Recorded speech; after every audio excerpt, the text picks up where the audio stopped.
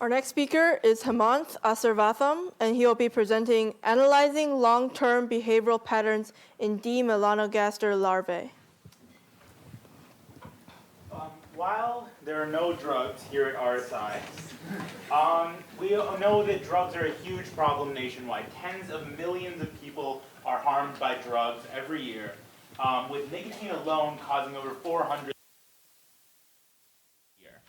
So, and the main problem with drugs is not so much as the direct damages of those recreational drugs, but their continued harm they can have because they're addictive.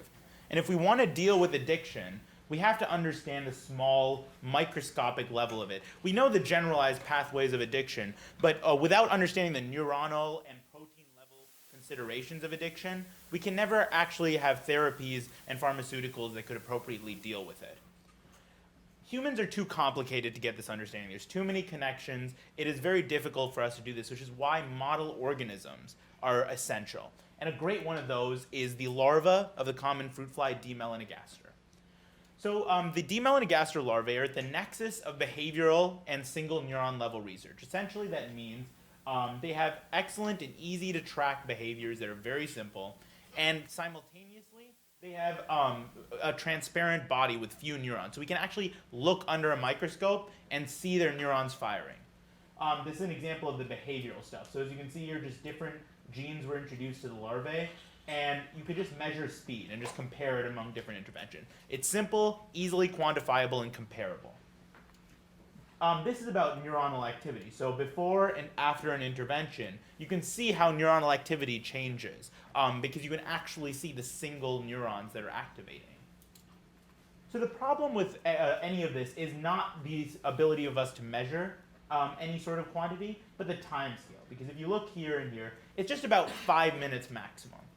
This is because the larvae of the fruit fly have a great propensity to somehow escape. They quickly mess up the experiments they're in. So they'll either run off the edge of the stage or burrow into the stage. So we really can't observe anything longer than just a few minutes of their behavior. And we're probably missing something. This is a study in a different model organism, C. elegans. So as you can see, this line here is 5 minutes. That's what we get normally with our experiments. And if we were only to make that many observations in this experiment, we'd only think that the behavior of reorientations was increasing. We'd completely miss the broader trend of decreasing. And coupled with that, there's actually reasons we want to get this longer-term exposure. So right now with the 5-minute experiments, we can capture the direct effects of an intervention like nicotine or caffeine. So we can see what happens right after it's introduced to the animal. What we're completely missing is this longer 5-day developmental cycle. We want to be able to understand more than just the direct effects. We want to know the long-term implications when it comes to learning and development, especially when drugs like nicotine are most dangerous when used by teenagers, people who are still developing. So we want to be able to address the ideas of development and learning, not just the instantaneous effects of those drugs. So that's why my lab is working on moving this 5-minute window to a 5-hour window, and we're doing that through automation. My lab previously developed a robot that basically can pick up larvae as they escape the stage and bring them back to the center. So it's pretty cool. So basically, once we calibrate it, we have the camera that's watching it match up where the robot is. The camera will be watching the stage for the larvae.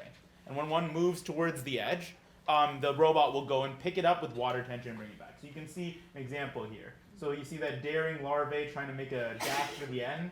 The robot just brought him back to the center, and everything's good. Using the little droplet of water there. So it works really well, actually, since we can extend to 5-hour experimental time spans and really start to look at that long-term behavior, which is the focus of my study. So I had 3 interventions. First was a baseline. This was just to see, one, what's wrong with the engineering of the robot. This has never been made before, so there was a lot of troubleshooting the engineering and the programming. And the second part of that was just proving that this could work in the first place. Can we make these long-term behavioral observations of the larvae? Next, thermotaxis. Thermal gradients are one of the simplest types of stimuli. So I just put one across the stage from cold to hot and just saw how the larva interacted with that in the short versus the long term. Finally, was what we really want to care about here is the nicotine. We already know the immediate effects of nicotine, what it can do to the larva. But now that we can make these long-term observations, we could see what happens when the nicotine starts to wear off. So when I applied this procedure for the 0th, first and second hour at those marks, I applied the nicotine. But after that, I just let it stay for the next 3 hours to see how behaviors could recover over time, what behaviors are recoverable and what might not be. So with a baseline, once all the engineering was troubleshooted and made to work, we can see that the behavioral observations do indeed work over this long period of time. So this is a picture of the stage, and you can see the larva movement. The green is just their pats, the red dots are their turns. These edges at the edge of the stage, that's when they were picked up and moved back. So we can see that it is indeed taking this complete picture of how the larva is behaving over a long period of time. But the more telling story is right here. This is the position of the larva at all times. This is the average position of the larva. The lighter colors are later.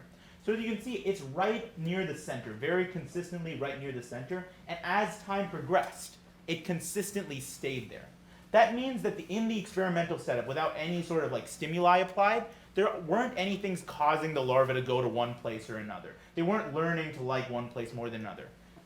This means that the experimental apparatus is suitable to be used with stimulation. So if we apply the stimulus, we can be fairly confident that any differences in behavior are due to the stimulus and not just some problem with the experimental setup.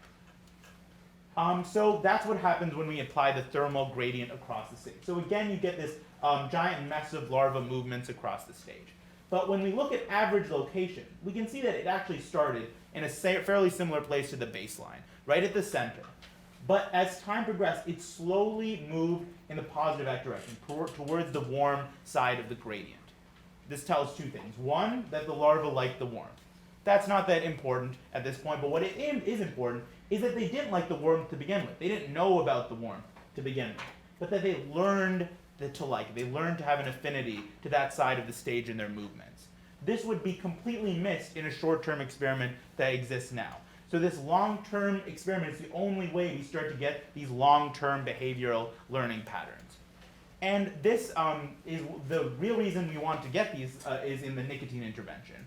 Not just to see thermal gradients, but to see actual effects of drugs and long-term effects. So this is a graph of the speed against the time of the larva. Those dashed lines are the nicotine interventions.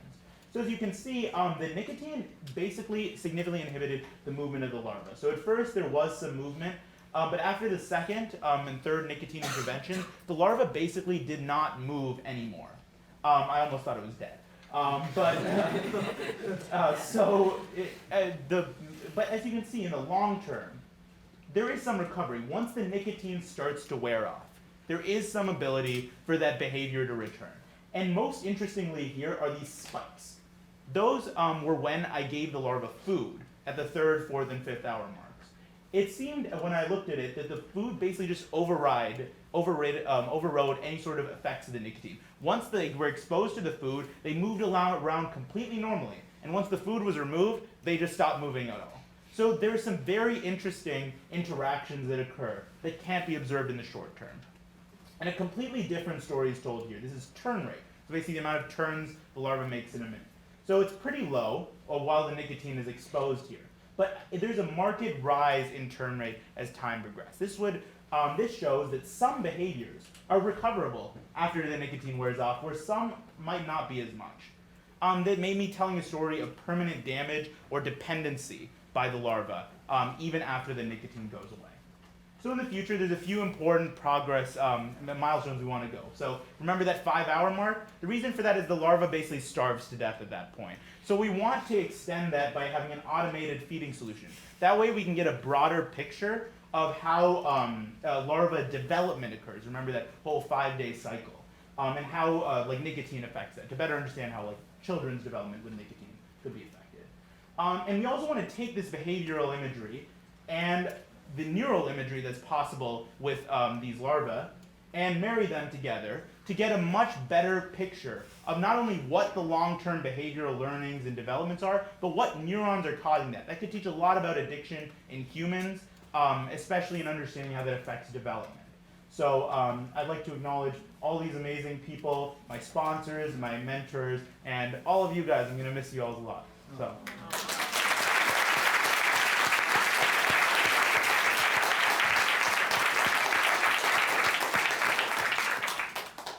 We will now take questions from the judges. Can you go back to where you had the results from the cold warm? Yeah, that one. So you said from this result, you determined that they prefer the warm side of the stage. Mm-hmm. But is that really statistically significant? How many larvae did you have? How many times did you try this? Yeah, that is a great point. So she was asking whether this is like a statistically significant result. I didn't have enough data at this point to measure significance. All I saw was these trends. What's most important here, especially with thermotaxis, since we're not actually caring so much about the thermal gradient, we more care to see that can this like apparatus work functionally, and then hopefully we can apply that to like very real world scenarios like the nicotine intervention. So as we do more research, I'll definitely try to add a lot more larva tests to make sure that we're confident in these values. I wonder if you were at all concerned about the possible behavioral effects of picking up the worm and moving it and plopping it back down. Can you assess if that's perturbing their behavior? Yeah, that was definitely a concern. So a few things that were hopefully mitigating that. One was that the larva picking didn't actually have to happen that much. They're pretty slow. Hopefully that wouldn't have like caused them to learn like avoid that or anything. We can't be sure about that. Since there were so few times. Second, they were distributed randomly in the center area. So that meant that it was less likely they learned like a certain location was involved. And third, since it was in the center area, that would just pull the average position back to the center a bit, but it wouldn't actually change the trajectory of average position as time progressed. So hopefully that wouldn't have had as big of an effect. Plus, with the baseline, we saw that even though that was a part of it, that larva picking was a part of it, there seemed to be a significantly different average position trend. Follow up on that. Were you actually keeping track of the number of times larvae were picked up? Yes, I would be there for the experiments, plus the program logged all the moments that the larva picker was activated. So it would I can give you an approximate number. I don't have the exact numbers on me, but it would approximately be probably like 10 per experimental run, maybe a little more or less depending on how feisty the larva is. But other than that, yeah. Did you analyze the location that they were being picked up from? So that is actually a very good question because you might want to know if it's on the warm side or the cold side. So one thing you could just see from the graphs is where they were mostly going. So this might have been a pickup. This was definitely a pickup. This was a pickup. But there's only one pickup on the cold side. So this kind of shows that the larvae were basically liking the warm so much, maybe not shows, but at least hints to, that they were just kept trying to run off the edge of the stage on that side. So at least this shows that the cold side wasn't really a common location for that. So I have another question, which is, so in order to make this kind of research reproducible for others, like you need to somehow like write up a protocol for how to build a robot and when it should do its thing. Like, have you guys done that yet? Well, the basis for this robot is, this is a modified 3D printer. So the skeleton is widely available. The group that engineered the basic components of this robot all have the schematics and are able to reproduce that. So hopefully that would mean future experiments can come along easier. At this point, we're still trying to figure out the exact engineering things. Like, for example, we had to lengthen the arm here so it could reach the water better. And there's also programming obstacles to overcome. Like, one was I accidentally set the calibration too low, so it squished the larvae. The point is that we're trying to iron that out, and then we'll bring that back to that organization so they can reproduce it for more scientists to use in results. Can you go back to the slide with the movement results? Oh, the movement results with nicotine? Yes. Yeah, this one. So I thought nicotine was a stimulant. So how do you explain that they decided not to move anymore after being? Well, the nicotine is going to interact with a lot of different things in a human. It's much simpler in a larva. So, for example, nicotine will interact with our adrenal medulla and release epinephrine, or other sorts of things that can make it more stimulant-oriented.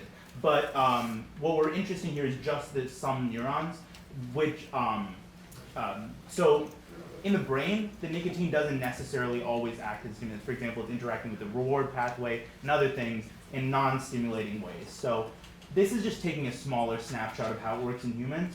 And then hopefully once we introduce this, integrating it with that live imaging, we can see what neurons are causing that behavior. And then think about, well, we know these behaviors are similar to this type of behavior with addiction in humans.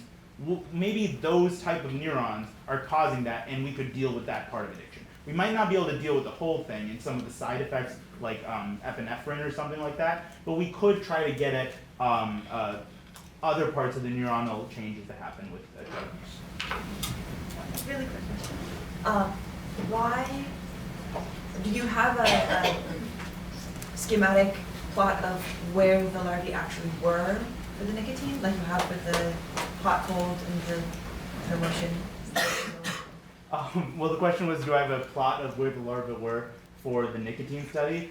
Not with me right now, because actually it was pretty boring. You just see them all just like basically just jerking around the center. It basically did not move very much because, as you can see, the speed quickly went to 0. You could see it turn a bit and like wiggle a bit, but there was basically no movement. So that seems like it would also be a dramatic plot. it was pretty interesting.